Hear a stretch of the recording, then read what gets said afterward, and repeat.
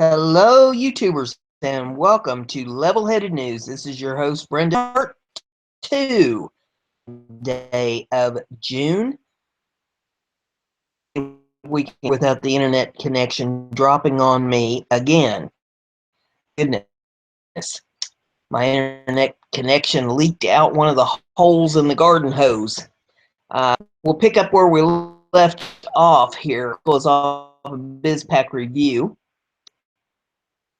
Peak conspiracy.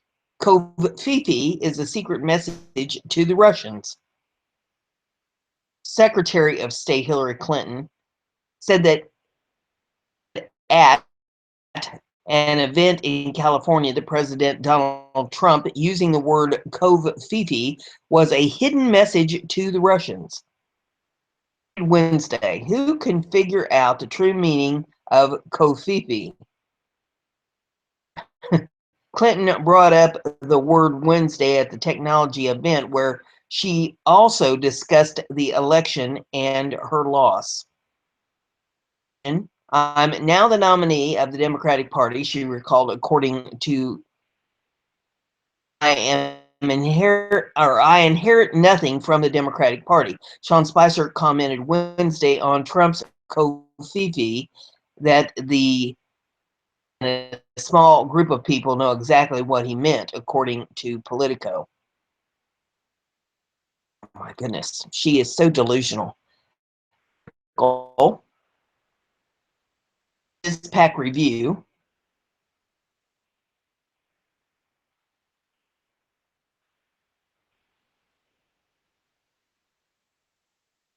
We're spinning in the wheel here, trying to get it up on the screen for me.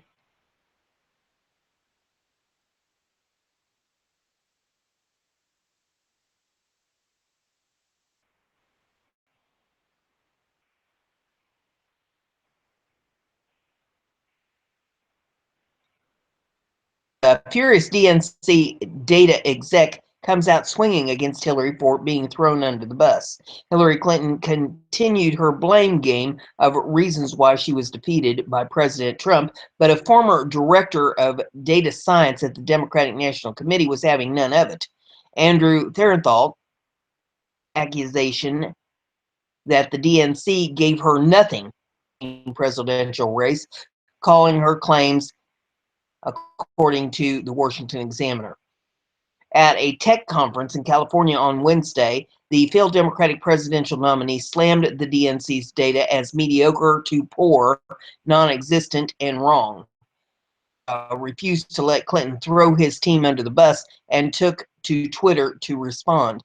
DNC data folks today are, and I hope you understand the good you did despite that nonsense, he tweeted. Private mode. This is too important, he said in another tweet. I'm not willing to let my people be thrown under the bus without a fight. To have the tweets were captured by others on Twitter. And also included blaming the press, Trump, Russia, and her email scandal as reasons for her loss. But for Therenthal, Clinton's pointing at the DNC and its data analysis was going too far. Users weighed in on Theranos defense. There's a bunch of tweets from that. It says Clinton's comments also included blaming. This is jumping around on me here. Fit.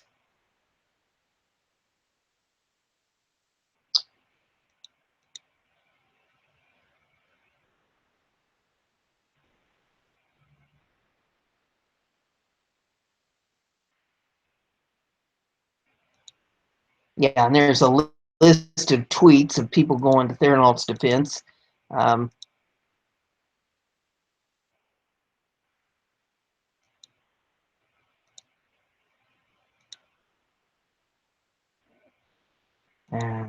trying to get to scroll on down and make sure I'm at the end of the article here. Yeah, okay, that's the end of that one. The next, to information about Seth Rich's murder. on that one. This one's off of Liberty Headlines.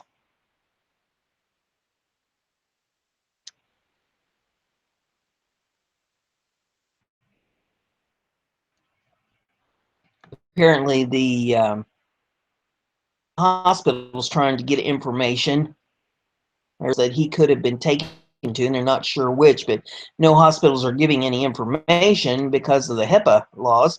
So this is what it says here. Murdered DNC staffer Seth Rich was likely treated at one of two hospitals near the Washington, D.C. intersection where the police found him shot in the back. But those hospitals are refusing to answer any of WND's questions about the unsolved crime. WND contacted MedStar Washington Hospital Center and Howard University Hospital, two hospitals located within 2 miles of the 2100 block of Flagler Place, Northwest, where Rich was shot in the early hours of July 10th of 2016. Howard University Capitol is 3 blocks east of the shooting site, and MedStar Washington Hospital Center is less than 2 miles. WND sought with hospital officials, representative of MedStar Washington Hospital Center. Administrators refused to answer questions and instead summoned security guards. WND emailed both hospitals. MedStar's director of media relations, So Young Pak, confirmed whether Rich was treated at the hospital. Also said the hospital cannot release any information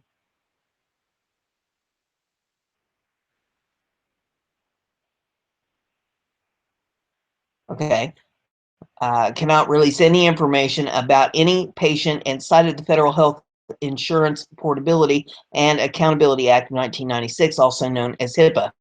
I am not permitted to reveal any information about any patients of this hospital, whether patient is living or deceased, Pack told WND. Journalists are not permitted in any hospital in the nation unless escorted by a director of media relations. Press to merely confirm whether Rich was admitted and treated at MedStar. Pack said all information is subject to federal privacy laws, and thus we cannot respond to the question. The hospital also declined to respond to WND's multiple requests was treated in its facility. Instead, Howard University spokesman Shalon Freeman by phone, I'm not prepared to answer this right now. When WND inquired about whether Freeman would have the information at a later time, he simply replied, "You can follow up with me."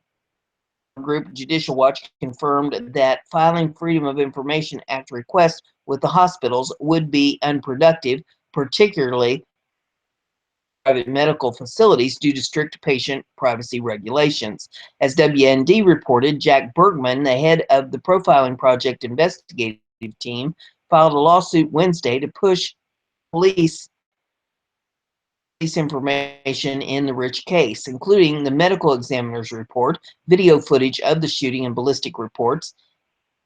The department has regularly released surveillance video related to unsolved criminal investigations and often posts footage of persons of interest on its YouTube account. However, police have not released any footage related to the Rich murder case. These 12 videos in the last week alone to include unsolved murder investigations, the Daily Colors reported Tuesday. Their habit of transparency with unsolved cases raises the question as to why they've been so tight-lipped about the Rich case. Let's scroll up a little bit more here.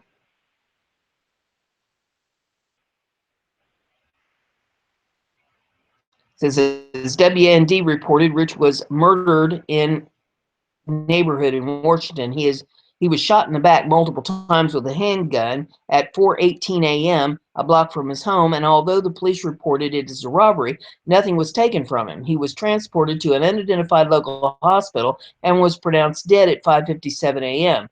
On July the 22nd, just 12 days after Rich's death and days before the Democratic Party convention in Philadelphia, WikiLeaks released 20,000 emails from a D.C. official. Report issued by the Metropolitan Police Department, full report included at the end of this article, indicates that Rich was conscious and breathing when law enforcement authorities arrived on the scene. However, the report doesn't name the hospital where Rich was treated or name the physician at the hospital who pronounced Rich dead. The report states, CIC reports the sound of gunshots at 2134 Flagger Place, Northwest. Upon arriving at the scene, the descendant was laying in the southwest corner of the intersection of W Street and Flagger Place, Northwest. The decedent was conscious with apparent gunshot wounds to the back. The descendant was transported to local area hospital and was pronounced dead by the attending physician at 0557 hours. The Metropolitan Police Department and Washington, D.C. Mayor's Office maintain that Rich was killed during an attempted robbery, even though the murderers left behind cards and other valuables. Intersection where there's a picture here of the intersection where DC staffer Seth Rich was found unconscious, or try that again, was found conscious and breathing with apparent gunshot wounds to the back, according to a July 10th, 2016 police report. One American News, a budding independent TV news company, reports that Rich was alive and talking to police and EMTs before being hospitalized, raising questions about what he may have been able to tell them. If he told them it was botched robbery, that evidence has not been made public. Rich's murder is one of 65 unsolved cases in D.C. from 2016. He was the only murder last year in the quiet, well-to-do Bloomingdale neighborhood. There have been a total of 5 homicides in Bloomingdale since 2012, according to Twitter feed DC Homicide Count. Meanwhile, Americans have been hunting for clues and searching for answers to a myriad of questions surrounding the unsolved murder. Rumors and speculation are running wild in online chat rooms, social media, and websites. Some social media users have even speculated that Rich was killed at the DC hospital.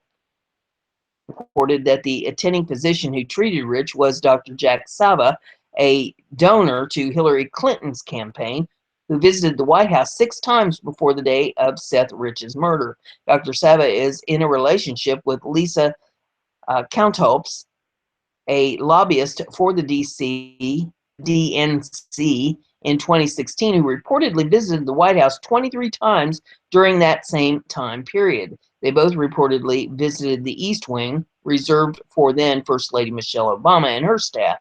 WND called Dr. Sava one of 80 doctors who specialized in surgery at MedStar Health multiple times to ask him if he'd operated on Rich, but WND was unable to reach the physician, and his office has not returned the message. WikiLeaks emails reveal Contopes co-hosted a February 22nd, 2016 fundraiser with Tony and John Podesta, Hillary Clinton's 2016 national campaign chairman. Countopes and Dr. Sava were also listed as guests or on a guest list attached to a February 7, 2016 email to John Podesta. Countopes is listed among Clinton's foundation contributors in the $10,000 to $25,000 donation bracket. But the plot thickens. The next article is off of Western Journalism, and it says, lawsuit seeks to force police to disclose detail of Seth Rich's murder. Filed against the Washington, D.C. Metropolitan Police Department seeks the release of information regarding the July murder of Democratic staffer Seth Rich. The release of this crucial material will help bring peace to the victim's family, and it will help either confirm or refute the various theories that swirl about this important murder case, said the suit being filed by lobbyist and attorney Jack Berkman. News of the suit was first reported Tuesday by the Daily Caller. Rich was found shot to death July the 10th. Police have said they believe he was the victim of a botched robbery. After Seth Rich's death, WikiLeaks founder Julian Assange implied but never directly stated that Rich was a source for the DNC emails that WikiLeaks posted, leading to questions that still linger over a connection Rich's family denies ever existed. The police have shut down all full operations. The police are not cooperating with us or anyone, which is sad, he said. This has become very systematic and deliberate effort by the D.C. police and the mayor to end the Seth Rich investigation. Wants police to release video footage of the murder along with medical examiner's report and ballistic reports related to the weapon used to shoot Rich. We believe there is additional security footage that we need to see, Berkman said. There is other video that the police have that we need to see. We need ballistics from them. We need lots from them. We think the police are now deliberately concealing an awful lot of stuff in an effort to shut this investigation down. I've been very patient and favorable to the D.C. police, but it's time to shine the light on what they're doing. Police spokesman had little to say in reply. We don't want this investigation playing out in the press, one spokeswoman said. Well, that's all well and good, but now get this next one. WND.com has this article saying burglar stole guns off nearby FBI vehicle hours before Seth Rich's shooting. Washington says a burglar broke into an FBI vehicle and stole weapons, including a .40 caliber Glock 22 handgun and a Rock River Arms rifle hours before DNC staffer Seth Rich was shot multiple times just 2 miles north of the weapons theft. Now, a private investigator is suing the Metropolitan Police Department for ballistic reports that would reveal whether the two crimes, both of which took place in the early hours of July the 10th, 2016, are in any way connected. Our investigators have learned that 1 hour on the morning of July the 12th, 1 hour before the murder of Seth Rich, there was an FBI SUV in the vicinity of the shooting of Seth Rich. 2 guns were stolen from that SUV 1 hour before the killing of Seth, a .22 Glock and an M4 rifle, said Jack Berkman, the head of the Profiling Project investigative team, which is seeking of the shooting, the medical examiner's report, autopsy documents, and ballistic reports. Berkman, who made statements at the news conference Wednesday, said video footage, the medical examiner's report, and ballistics report are crucial to finding out how Seth Rich was killed.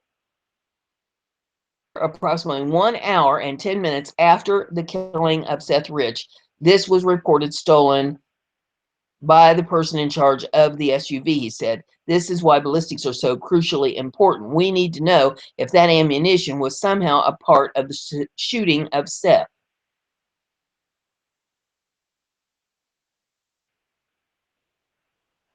And I'm waiting for the hamster to catch up here.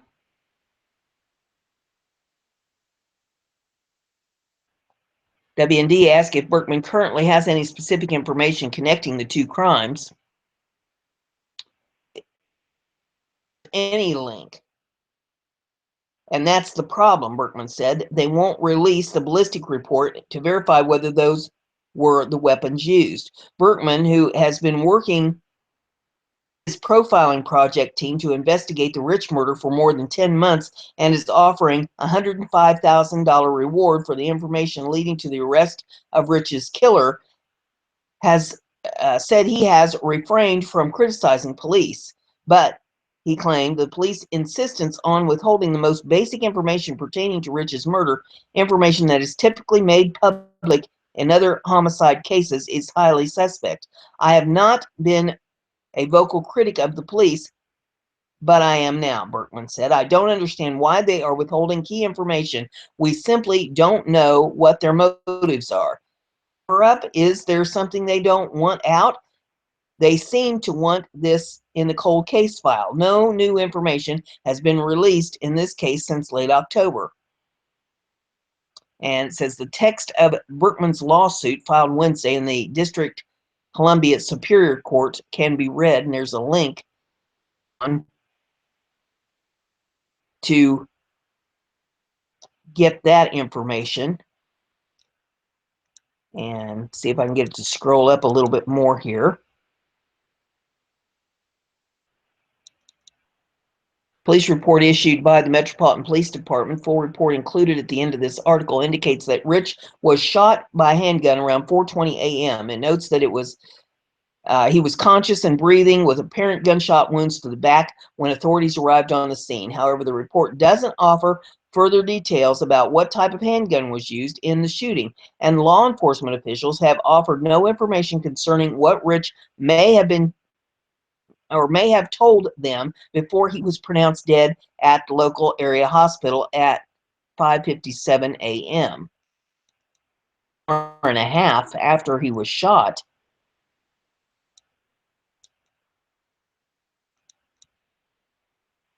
And I'm trying to get to scroll up a little bit more. It says, meanwhile, the FBI has reported that unknown subjects burglarized an FBI special agent's vehicle and removed a secured gun lock box which contained weapons and other equipment between 12 a.m. and 2 a.m. on the morning of July the 10th, 2016. The burglary took place in the H Street corridor near H and 7th Streets Northeast. Oops.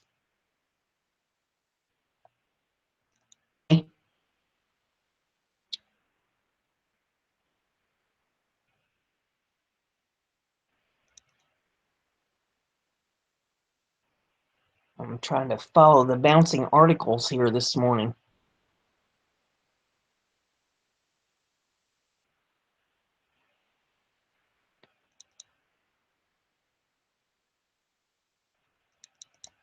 Well, come on.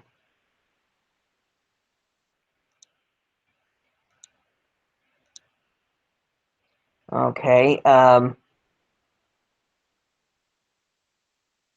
Less than 2 miles south of the location where Rich would be shot just hours later. The FBI is offering $10,000 reward for information leading to the recovery of the stolen weapons. According to the Bureau, the burglars stole the following items from a parked Ford Expedition: a Glock 22 handgun, 40 caliber, Rock River Arms rifle, LAR-15, Motorola radio, APX 7000, 22 handgun, ASP collapsible baton,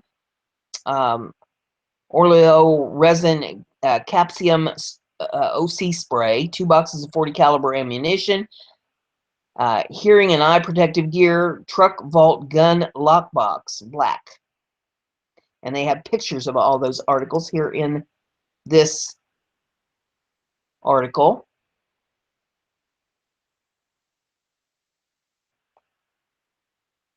And see if we can get the hamster roller around here for me.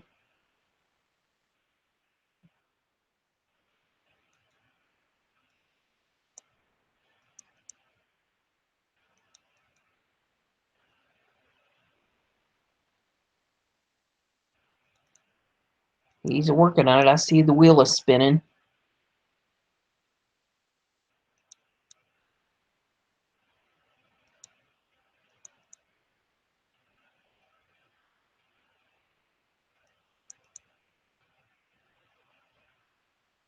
Okay, it says WND contacted FBI Wednesday, but the agency declined to comment and referred WND to the Metropolitan Police Department.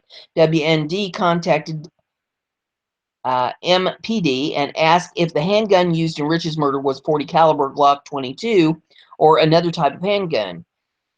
The officer, Sean Hickman, told WND, "We cannot discuss what evidence we have in this case as its ongoing open homicide investigation." Washington's WJLA TV7 asked MPD Chief Peter Newsham for comment on the lawsuit and the request for ballistic reports. The news station posted the following video of Newsham's response on Twitter, and you can pull that up and view that if you want. It says it's not uncommon for be sued. Newsham said, "I can't talk about any pending litigation. So when somebody sues the District of Columbia, everything will be hashed out in court." Press conference Wednesday, Berkman said he had hoped his team would have found Rich's murderer by now. "I had hoped that by now, having been in this 10 months that I would have been able to honor my commitment to the family and to the city and find the killers of Seth Rich, he said. Unfortunately, we have not. One of the reasons for this is that the institution, the DC police, the mayor, the District of Columbia have not been helpful. The Metropolitan Police Department and Washington, D.C. Mayor's Office maintain that Rich was killed during an attempted robbery, even though the murderers left behind his wallet, credit cards, and other valuables. WND reported at, whoops,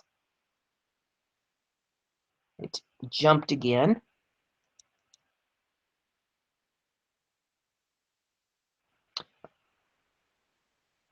Okay, as WND reported, a manager at Lou's City Bar, the last known location where Rich was seen before his murder, claims police never interviewed the bar staff or requested evidence such as footage. WND has launched a new GoFundMe campaign to put more resources into investigative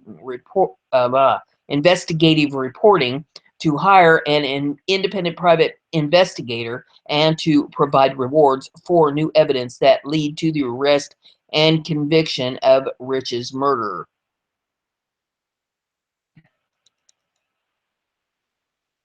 And it's got a copy of the incident report here in this article.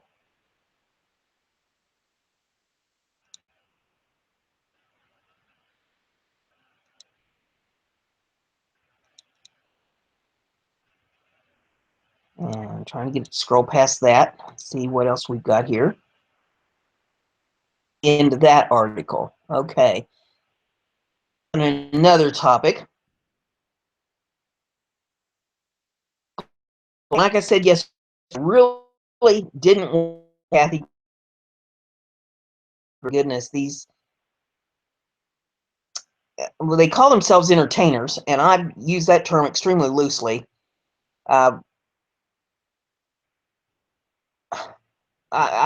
She just leaves me speechless with the idiotic behavior that she's had.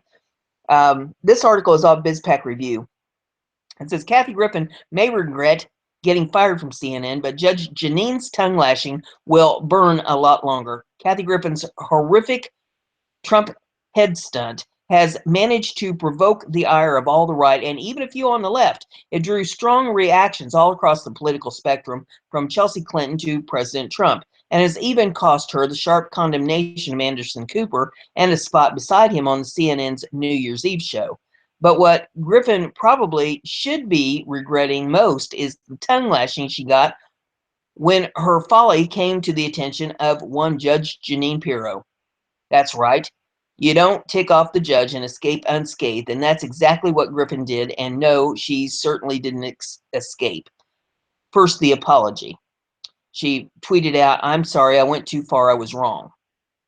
And now Pirro's response, which at the time of the writing had gone viral on Facebook with almost 4 million views, and they posted the Twitter view here if you want to pull it up and take a look at that. It says, after astutely noting that the first thing that came out of Griffin's mouth wasn't regret for the stunt itself, but the strong reaction she got in response, Pirro launched into her rebuttal.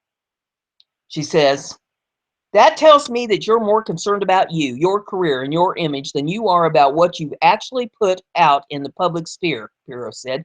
What you've done is try to normalize beheadings, and to suggest that a beheaded head should be that of the commander-in-chief is sick.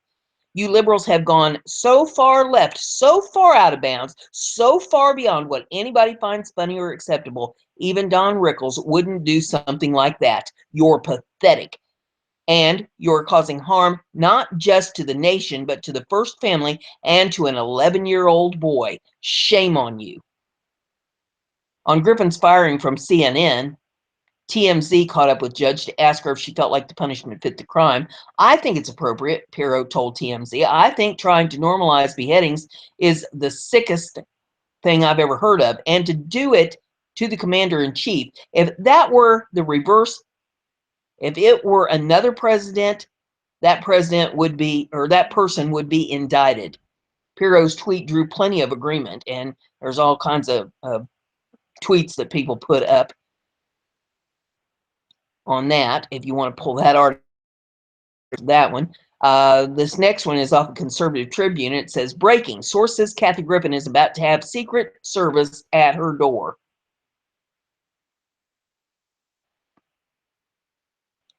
Now, it'll never go anywhere, but at least, it's raised some ire.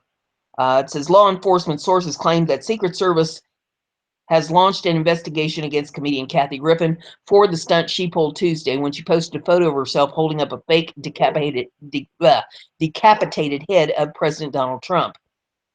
The unnamed sources specifically told the website TMZ that the Secret Service is concerned about the circumstances surrounding the photo shoot and likely intends to interview both Griffin and the controversial photographer who snapped the photo, Tyler Shields. We're told the Secret Service does not jump to conclusions that incendiary photos are serious or in jest, TMZ reported. They also will not automatically pass the photo off as art. They routinely investigate, and that's exactly what they'll do in this case. To be fair, nothing will likely come of this, since Griffin herself admitted that the photo shoot had been designed to serve as a form of so-called art. She said unapologetically that the image of her is an expression of art. New York Magazine writer Yashar Ali wrote in a lengthy statement to Twitter following the photo going viral on Tuesday evening, according to the Daily Wire. After even prominent liberals began condemning her for the photo, however, she finally issued a fairly unsatisfactory apology, and they've got video of that. Pull that up and listen to that. It says, notice how she even rolled her eyes at least twice in the apology. There's no denying that Griffin is an idiot, the Daily Wire editor-in-chief Ben Shapiro noted, but there's also little doubt that the comedian will not face any legal charges for her stunt.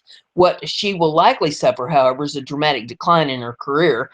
By Wednesday, at least one company had already severed its ties with her. We were shocked and disappointed to learn about the image Ms. Griffin shared today, announced Squatty Potty CEO Bobby Edwards in a statement shared with Adweek. In response, Squatty Potty has suspended its ad campaign featuring Ms. Griffin. We have acted swiftly and decisively to demonstrate our commitment to a culture of decency, civility, and tolerance. Given how many Americans on both sides of the political aisle she offended with this despicable stunt, it's very possible that many more companies will soon follow suit. The next article is off of Liberty Writers, and it says, heads just rolled with two brutal words. Melania Trump took down Kathy Griffin. Melania Trump has now weighed in on Kathy Griffin's disgusting video and photograph showing the bloody head of President Trump. Her statement is below. You'll be clapping after you read what she said. Melania Trump has pretty much said it. Give her a round of applause for knocking this one out of the park. And here's what she says. As a mother, a wife, and a human being, disturbing. When you consider some of the atrocities happening in the world today, a photo opportunity like this is simply wrong and makes you wonder about the mental health of the person who did it. The First Lady probably doesn't like that washed up Kathy Griffin imitated ISIS and held up Trump's head in a video. Young Barron is 11 years old.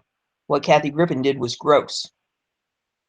Trump put out a tweet that says, Kathy Griffin should be ashamed of herself. My children, especially my 11-year-old son, Barron, are having a hard time with this. Sick. The next article is off of BizPac Review, and it says, Al Franken won't cancel event he's hosting with Kathy Griffin. I believe in forgiveness and selling books, he says. Franken agrees that comedian Kathy Griffin went too far in her latest political stunt. He has no plans yet to cancel his scheduled appearance with his friend later this summer. The Minnesota senator believes the comedian can recover from her horrible mistake and praised her for offering an immediate apology after the backlash erupted. I'll get it to scroll down a little bit here. I'd have to be that the only person that's trying to give you any saving grace whatsoever is Al Franken. Good golly. Over the coals Tuesday for a gruesome photo shoot with replica of President Trump's severed head, forcing her to post an apology acknowledging she went way too far. Fox News Channel's Dana Perino felt the video apology was contrived, while a spokesman for CNN found the original image disgusting and offensive. Kathy's a friend and she's a terrific comedian, but this had no business being in our public disclosure, Franken told CNN's Camerata on New Day Wednesday. She actually begged for forgiveness, a Democratic lawmaker said, and I believe in forgiveness.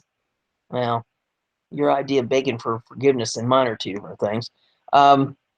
Says, but now everyone is forgiving, or again, but not everyone is as forgiving as Franken, who is scheduled to appear with Griffin in conversation with Kathy Griffin, an event on July the 7th in Beverly Hills, promoting his new book, Giant of the Senate. GOP Chairman Jennifer Carnahan urged Franken to cancel the event, condemning the photo as shocking and unacceptable in a Facebook post on Tuesday. And it says, this horrific photo posted by comedian Kathy Griffin is both shocking and unacceptable. This is deeply disturbing and disconcerting. I am calling on Senator Al Franken to cancel the controversial event he has planned with Kathy Griffin on July the 7th in Los Angeles. There is no place for this course or lack of human decency.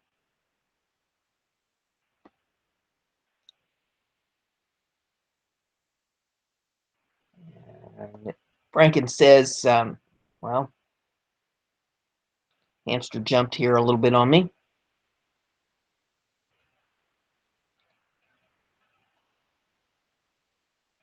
Franken told Camerata that he still plans to attend the event and believes Griffin will recover from her horrible mistake. I think she did the right thing, asking for forgiveness and acknowledging that this was a horrible mistake, so I think she can, the former Saturday Night Live writer said. The final article that I have for you this morning is off of BizPack Review, and it says, Trump reacts to Kathy Griffin's sick beheading photo and he gets attacked for being a bad father. Sick. President Trump isn't laughing about Kathy Griffin's bloody severed head stunt. He let it be known via Twitter that his family, especially his youngest son Barron, are human beings and find it hard to deal with. Many people on social media agreed with him, and there's a list of tweets to that extent. And then it says, as always, there are those others who, instead of putting the blame where it should be made about it, Trump and his 11-year-old son, and they're saying things like, you and only you put your 11-year-old son in the situation. Look at the mirror for somebody to ostracize for all the sake of your ego. Another one says, but if Trump cares about what Barron feels, then he should reflect on what the children whose fathers he's deporting must feel. You can't make this stuff up, folks. If you like what I'm doing here, give it a thumbs up, share it on your social media, and don't forget to subscribe. That way you'll stay informed. Have a great day.